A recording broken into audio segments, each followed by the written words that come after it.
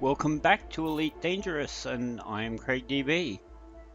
I was hoping just to show a very short video. I'm hoping it'll just be a short one today, just to do with system priorities and the engine capacities, because I just actually worked out today, so I just quickly wanted to show a video or just get straight back into the game here.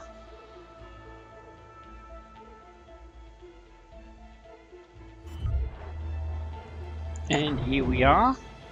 So first thing I'm going to do is just to show you, something that I just learned today, so I wanted to pass it on. If we go into the outfitting area, you'll currently see that my deployed power is higher than my available power from my power supply.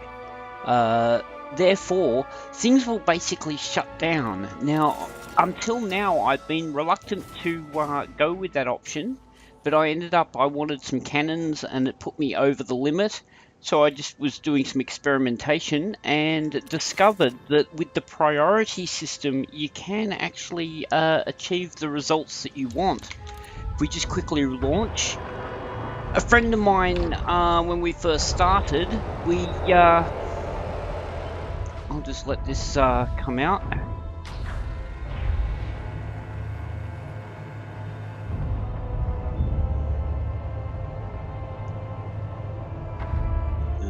Come on. Ship released. And away we go. Engines engaged. Landing gear retracted.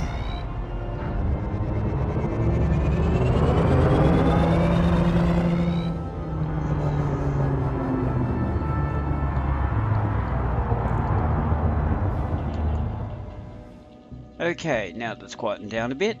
Yes, a friend of mine, when we first got started, he overloaded, not realizing the balances of the engines and stuff. So of course, as soon as he deployed his weapons, his shield shut down, and that's one of the first things you'll notice when you have too much power. However, if I bring up my modules, you'll actually notice that with the modules here, that there is a priority setting in over here on the it's about the fourth column there. You can see, oops, I've just put shield generator to priority 2. That'll do, that's fine.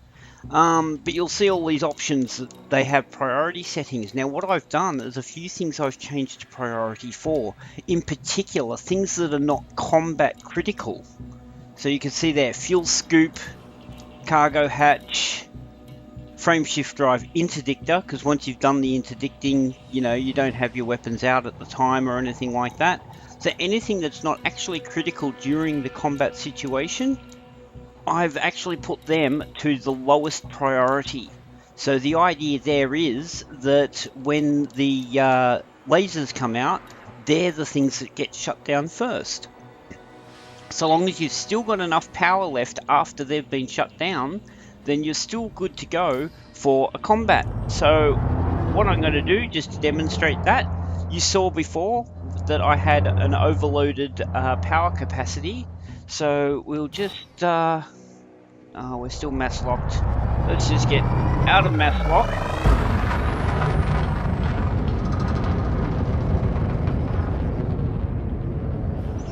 I haven't changed my microphone setup or anything like that at this stage, so please excuse me if you can still hear my boost button. I'm doing some experiments there. Unfortunately, the flight stick I'm using, which is the SATEC X55 Rhino, the button I use for boost is a particularly loud button, and I have noticed it comes through pretty clearly when you use it on recording. Anyway, we're clear now. Frameshift drive charging. 4, 3, 2, 1. Engage.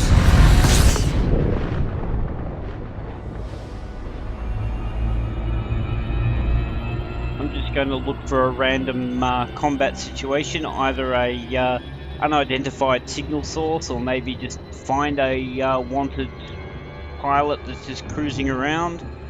We'll see what we find first. There we go, unidentified signal source. We've already got one. So you will notice that it'll say that the power overload comes into play when I deploy. But you'll see once I've deployed and I've targeted, I can still have full functionality on all the systems that I want.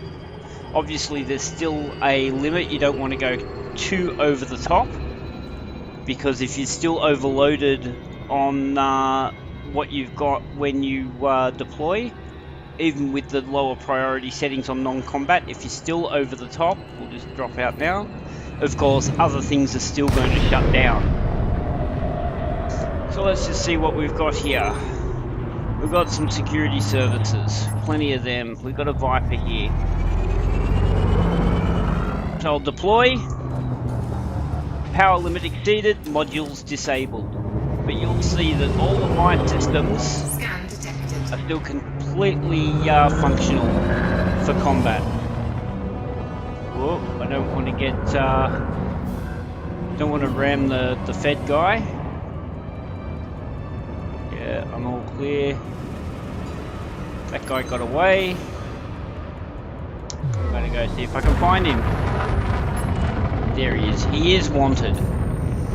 You'll see my K-warrant scanner is still functional.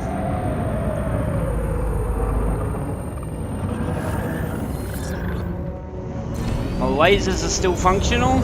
Take out his shields. Now this is part of what I've been experimenting with. Use my lasers to take down his shields. Once his shields are down, Target shields offline. switch to cannons.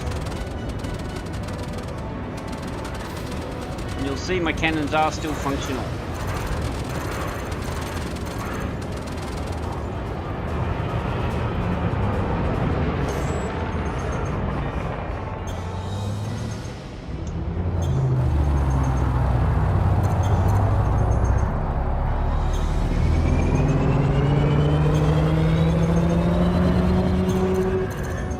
Interesting thing here that I'm going to note is you'll see how long it's taking me to take this guy down. If I switch back to my beams,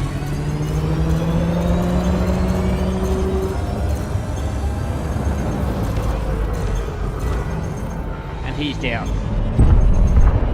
Target destroyed. I didn't seem to get a bounty on him. Don't know what was up with that. I'm not flagged as wanted, but I didn't get a bounty.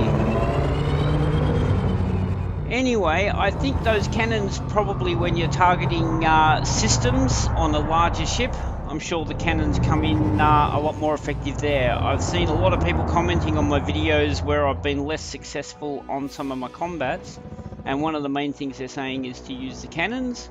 So I've switched across to using cannons at the moment.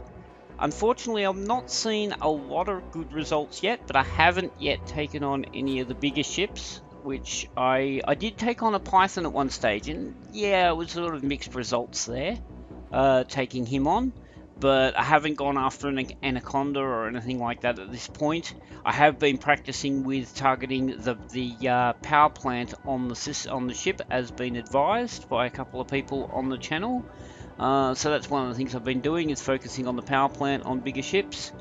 And once again, I've still been finding that my beam lasers are still really kicking the most amount of damage. I just basically, when they start to overheat a bit much, I'll cut over to the cannons. I'm also finding the cannons still need your weapons priority set up.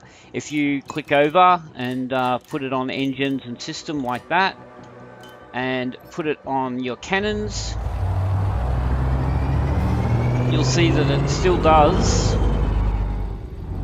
Now it does seem like it draws a lot less, but it is still drawing on the weapons.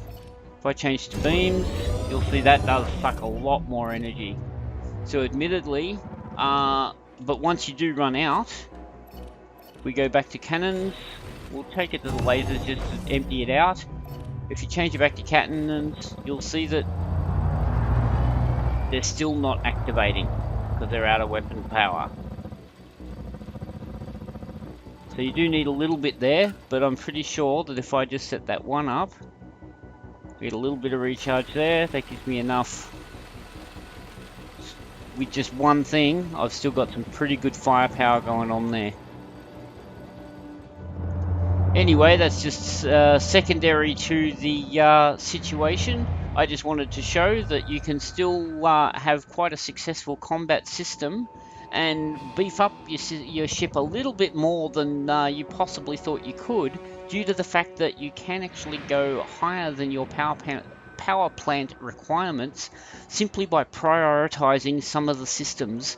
And of course, when your hard points are not deployed, then you've got all your other systems come into play and are still functional, and you can just make sure you don't go over your deployment power, because when you look at the outfitting, you'll see when the hard point's not deployed how much power is being consumed. Don't go over what your power plant can do there, and you'll be fine, so long as also the non-combat requirements are when they're on their low priority, then they still drop the power enough that you can still not lose, for the most part, your shields. Because that's the first thing you will notice, is as soon as you deploy your hard points, more often than not, your shields just suddenly just go down because there's not enough power to drive them. Thank you for watching. I hope you've got something from this. You have a great day, and I will see you next time.